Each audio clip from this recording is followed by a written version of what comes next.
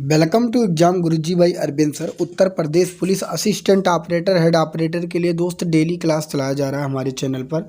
2 दिन से क्लास ना आने का मुख्य कारण था क्योंकि मैं घर पर गया था, कुछ डॉक्यूमेंट बनवाने थे उत्तर प्रदेश दरोगा के लिए, क्योंकि मेरा डॉक्यूमेंट वेरिफिकेशन होने वाला है। डीबी आपको पता होगा, मैंने आपको बता दिया था कि मेरा उत्तर प्रदेश दरोगा में सिलेक्शन हो गया है, इसलिए मुझे समय नहीं मिल पाया। घर पे कुछ डॉक्यूमेंट बनवाने थे तो कागजात बनवाने के कारण मुझे घर पर काफ़ी समय लग गया। तो आज से डेली आपकी क्लास चलेगी, रेगुलरिटी आप बनाए रखिएगा। और अगर आप अंत तक हमारे साथ जुड़े रहेंगे तो मैं दावे के साथ कहता हूं कि सिलेक्शन भी आपका होगा। और एक दिन आप आकर ज़रूर कमेंट में कहेंगे कि सर मेरा सिलेक्शन हो गया। लेकिन इसके लिए आपको क्या करना होगा कि रेगुलरिटी बनाए रखना बहुत ही ज़्यादा ज़रूरी है। पहला प्रश्न आपके सामने, इसमें लगभग टॉप 15 प्रश्न है और आपको बताना है कि 15 प्रश्नों में आपने कितने प्रश्नों को हल किया। पहला प्रश्न आपके सामने, अनुपात 1:8 का प्रतिशत के रूप में बदलना है। आपको क्या करना है, 1:8 को प्रतिशत में बदलना है। इसके लिए जब ऐसे सवाल पूछा जाए तो आगे जो संख्या दिया गया 1, इसे प्रतिशत में बदलने के लिए सदैव 100 से गुणा करेंगे और जो संख्या दिया गया 8 से भाग दे देंगे। तो 100 एक कम 100 होगा, या आप काट सकते हैं इसे 4 दूनी 8 और 4 से काटेंगे 25 बार में। 25 से कम कितना हो, 25 और 25/2। 25/2 अगर काटेंगे तो कितना आ जाएगा, 12.5। तो 12.5% इसका करेक्ट आंसर हो जाएगा, जो कि ऑप्शन नंबर बी में दिया गया है। अगला प्रश्न आपके सामने है, और आपको बता दूं कि चैनल पर नए हैं तो चैनल को सब्सक्राइब कर लें, क्योंकि इतनी अच्छी क्लास कम समय में कोई आपको नहीं देने वाला है। अगला प्रश्न आपके सामने, 85% वेतन खर्च करने के बाद आलोक प्रतिमाह रुपया 1200 बचाता है, तो उसका मासिक वेतन कितना होगा। आपको पता होना चाहिए कि हर वेतन जो होता है वो अपने आप में 100% होता है। अगर 100% अपने आप में होता, अगर वह 85% खर्च कर देता है तो बचाएगा कितना, 15%। अगर वह 15% बचाएगा तो 15% के बराबर कितना रुपया दिया गया है, 1200 रुपया। और प्रतिशत जो दिया गया उसे हटाने के लिए ऑल ओवर कितने रुपए थे, 100। तो 15 से अगर 120 को काटेंगे 8 बार में जाएगा एक 0। तो 80 को अगर हम 100 से गुणा करेंगे तो 8000 हो जाएगा, जो कि ऑप्शन नंबर ए में दिया गया है। ये इसका करेक्ट आंसर हो जाएगा। आशा करता हूँ क्लास आपको पसंद आ रहा होगा दोस्त। आप लोगों का अगर प्यार और मोहब्बत बना रहा तो इसी तरह क्लास मैं आपको डेली देता रहूँगा, क्योंकि आप लोग जब सपोर्ट नहीं करते हैं तो दोस्त दुख होता है, क्योंकि एक वीडियो में कम से कम 2500 व्यू तो आना ही चाहिए। इतनी मेहनत करने के बाद अगर आप लोगों के लिए क्लास लेकर आता हूँ, समय नहीं है, मुझे रनिंग भी करना होता है, प्लस ड्यूटी भी करना होता है, तो हर काम करते हुए भी मैं आपके लिए क्लास लेकर आता हूँ। तो प्लीज़ आप लोग अब से छोटी सी रिक्वेस्ट है कि आप मित्रता पर ज़रूर शेयर करें, क्योंकि जब अधिक व्यू आता है तो मैं भी अच्छा से अच्छा कंटेंट लाने में सक्षम होता हूँ। अगला प्रश्न आपके सामने है, हीरू ने 47,000 में पुरानी कार खरीदी और इसकी मरम्मत में 3,000 रुपये खर्च किए। अब आप ये बताइए, उसने अगर 47,000 रुपये में कार खरीदी और प्लस 3,000 रुपये उसने मरम्मत में खर्च कर दिए, तो उसकी गाड़ी कितने में पड़ गई। तो उसकी गाड़ी जो पड़ी वो कितने में पड़ी, 50,000 में पड़ी। और फिर उस गाड़ी को उसने कितने में बेच दिया, 58,000 में उसने बेच दिया। फिर क्या कह रहा है कि उसने उस गाड़ी को, उस कार को 58,000 में बेच दिया। तो आप अंतर देखेंगे तो उसे लाभ कितना हुआ, 8,000 रुपये का हुआ। तो पूछा जा रहा है लाभ प्रतिशत कितना होगा, तो लाभ प्रतिशत पूछा जा रहा है, तो लाभ जो हो रहा है 8,000 का हो रहा है। लाभ प्रतिशत के लिए 100 से गुणा करेंगे और कितने की खरीदी थी, 50,000 की। नीचे हम 50,000 करेंगे तो 000000 कट जाएगा। 5 से काटेंगे 80 को, 16 बार में कट जाएगा। 16% इसका करेक्ट आंसर होगा, जो कि ऑप्शन नंबर बी में दिया गया है। बी इसका करेक्ट आंसर हो जाएगा।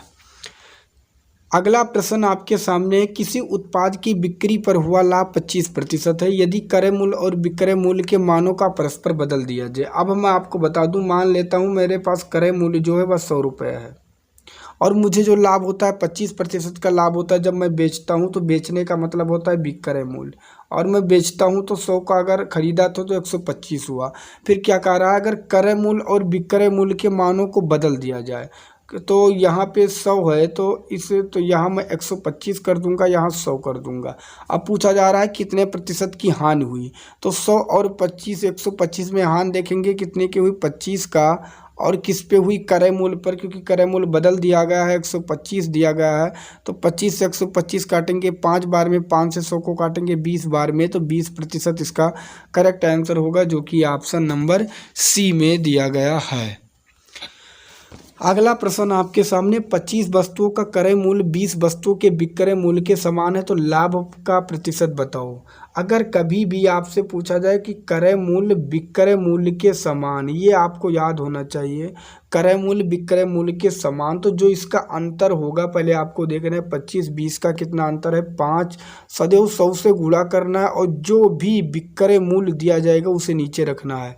तो कितना दिया गया है विक्रय मूल्य, 20 वस्तुओं के विक्रय मूल्य, तो नीचे 20 रखना है। 5 से 20 को काटेंगे 4 बार में, 4 से 100 को काटेंगे 25 बार में, 25% इसका करेक्ट आंसर होगा, जो कि ऑप्शन नंबर बी में दिया गया है। अगला प्रश्न आपके सामने है, एक आदमी 1 रुपये में 5 पेन खरीदता है। अब आप देखिए, 1 रुपये में वह 5 पेन खरीदता है और 1 रुपये में वह 4 पेन बेचता है। अगर वह और 1 रुपये में 4 बेचता, मतलब 1 रुपये में 4 बेचता है। अब हम क्या करेंगे, यहाँ वस्तु 5 है, यहाँ 4 है, वस्तु को बराबर करने के लिए ऊपर हम 4 से गुणा कर देंगे, नीचे हम 5 से गुणा करेंगे। आपको पता होना चाहिए, अगर हम 4 से यहाँ गुणा करें हैं तो 4 यहाँ से भी करेंगे, अगर 5 से हम यहाँ गुणा किए हैं तो 5 यहाँ से भी करेंगे। अब आप क्या करेंगे, 4 एकम मैं इधर लिख लेता हूँ, 4 एकम 4 हुआ, और 4 पंचे कितना हुआ, 20 हुआ, और 5 एकम कितना हुआ, 5 हुआ, और 4 पंचे कितना हुआ, 20 हुआ। तो वस्तु तो बराबर हो गई। अब उसने क्या हुआ, 4 रुपये में खरीदा और 5 रुपये में बेचा, उसे लाभ कितना हुआ, 4 और 5 के बीच का लाभ जो हुआ 1 का हुआ। प्रतिशत ज्ञात करने के लिए 100 से गुणा, तो उसने कितने का खरीदा था, यहाँ पर आप देखेंगे 4 का, तो 4 से बस आपको काट देंगे, 100 में कितना आ जाएगा, 25%, जो कि ऑप्शन नंबर ए में दिया गया है, ये इसका करेक्ट आंसर हो जाएगा। ऐसे सवालों में सदैव वस्तु को हम बराबर करेंगे, आपको याद होना चाहिए। अगला प्रश्न आपके सामने, एक आयताकार बोर्ड की लंबाई तथा चौड़ाई के मध्य का अनुपात 7:5 है। अब ये लंबाई हुई, ये चौड़ाई हुई। अगर लंबाई 7 है तो चौड़ाई मैं 5 मानता हूँ, लेकिन यहाँ चौड़ाई कितना दिया गया है, 20.5, और यहाँ कितना दिया गया है, 5। अगर चौड़ाई 5 दिया गया है, यहाँ 20.5 बताया जा रहा है, तो आप कहेंगे 5 चौक 20, 5 एकम 5। कहने का मतलब असल में जो चौड़ाई का मान आया 4.1 आया। अब लंबाई पूछा गया, लंबाई यहाँ 7 दिया गया है, 7 से गुणा कर देंगे, करेक्ट आंसर आपके सामने होगा। 7 एकम 7, 7 चौक 28, तो 28.7 होगा, जो कि ऑप्शन नंबर सी में दिया गया है। अगला प्रश्न आपके सामने, ₹5100 को ए और बी के बीच में बांटना है, 8:9 के अनुपात में वितरित किया गया हो या बांटा गया हो, तो बी का भाग ए के भाग से कितना अधिक है। अब देखिए, 8:9 में बांटना है, असल में देखेंगे तो 8×9 कितना हुआ, 17, और यहाँ पे कितना रुपए है, 5100। तो आप क्या कहेंगे कि 17 को 5100 से काटेंगे तो कितनी बार में जाएगा, 300 बार में। 300 बार में पूछा गया है कि बी का भाग ए के भाग से कितना अधिक है, तो बी का भाग ए के भाग से आप देखेंगे, बी 9 है और ये 8 है, कितना अधिक है, 1 अधिक है, तो 300 को 1 से गुणा करेंगे तो 300 एकम 300 होगा, जो कि ऑप्शन नंबर ए में दिया गया है, 300 रुपये अधिक है।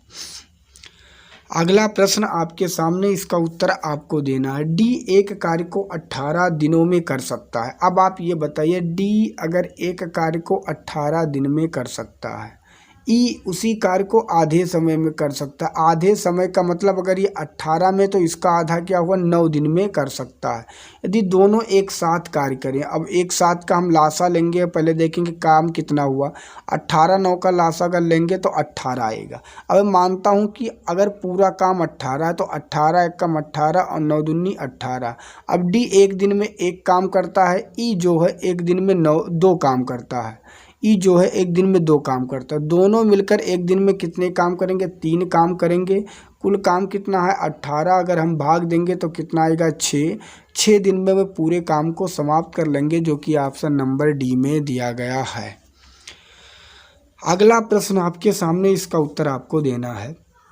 1600 रुपये की राशि पर 10 वर्षों में कितना ब्याज प्राप्त होगा यदि ब्याज की दर 7.25 वार्षिक हो। कुछ भी करने की ज़रूरत नहीं, मूलधन आपको पता है 1600 रुपये, इसका फार्मूला होता है PRT/100। पी का मतलब होता है मूलधन, मूलधन कितना है 1600, इसके बीच का चिन्ह गुणा होता है।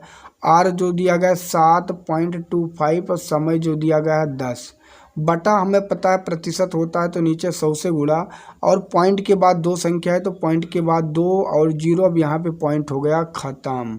अब आप क्या करेंगे, डबल जीरो से डबल जीरो कट जाएगा, जीरो से जीरो कट जाएगा। 5 से काटेंगे मैं दोस्तों, अगर मैं इसे 5 से काटना चाहूँ, यहाँ 725 है तो आप क्या करेंगे, 5 एकम 5 और 2 आया, 5 चौक 20, 50 25, 145 हुआ, और इसे काटेंगे 2 आ गया, 2 से काटेंगे 2 अट्ठे 16, तो सब नीचे कट गया। 145 को 8 से गुणा कर देना है, आपका आंसर आ जाएगा 8 पंचे 40, 8 चौक 32 और 4 36, 8 एकम 8 3 11, 1160 इसका करेक्ट आंसर होगा, जो कि ऑप्शन नंबर बी में दिया गया है। अगला प्रश्न आपके सामने, इसका उत्तर आपको देना है। एक रेलगाड़ी 70 किलोमीटर घंटा की सामान्य गति से चलती है, यह 24 मिनट में कितनी दूरी या किलोमीटर तय करेगी।